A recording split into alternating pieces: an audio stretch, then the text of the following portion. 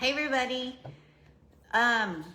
It's been about a month since I've done a live and it feels good to be back, but now I have actual information to share and I didn't. But during that month, we had a fantastic month. We had Christmas and then we actually took a little trip to Alabama to visit my mom for a few days and Sally, and I got to meet some great nephews and nieces that I hadn't met before, and that was just a wonderful, wonderful time. And I've touched base with people, I've eaten, I'm sorry, because of course I'm sitting down and I'm engaged. Now Buddy has decided that it's time to play ball.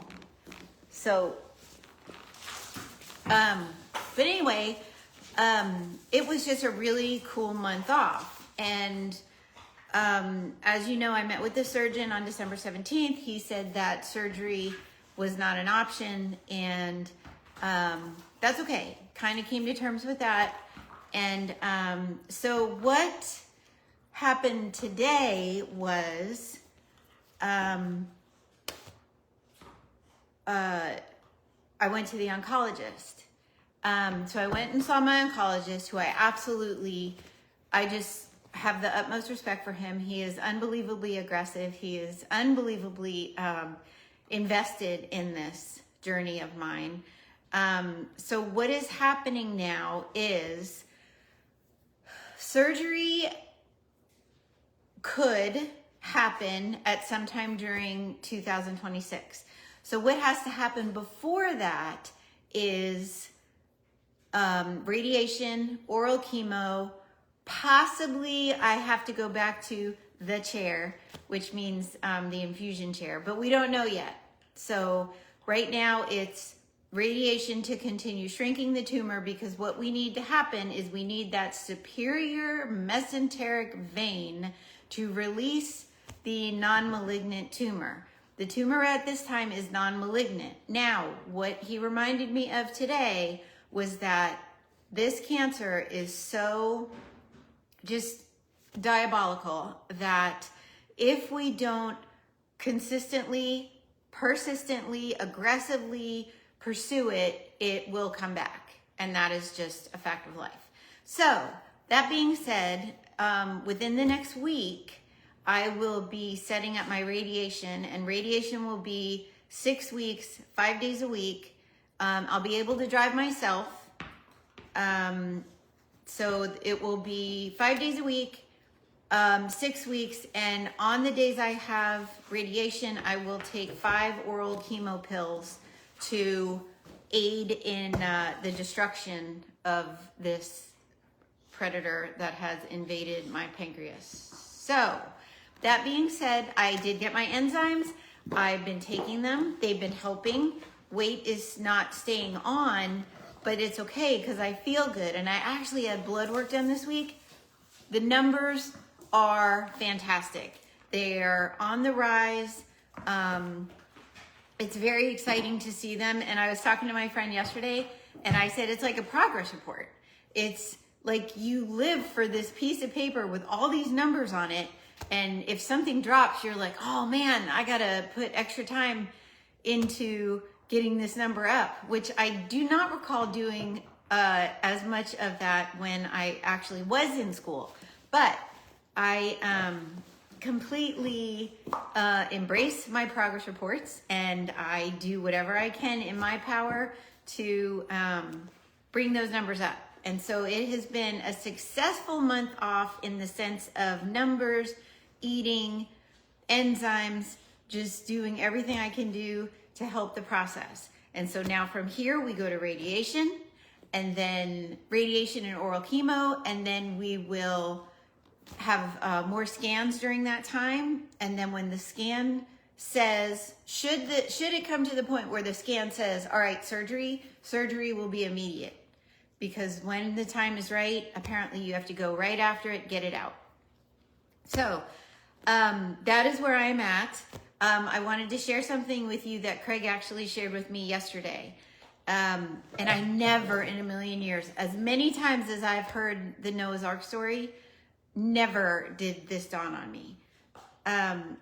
there was no steering wheel, there was no rudder, there were no sails, there was no way for the humans in the ark to direct that ark. They were completely dependent on God. And at this period of time, I have no steering wheel, I have no rudder, I have no sails.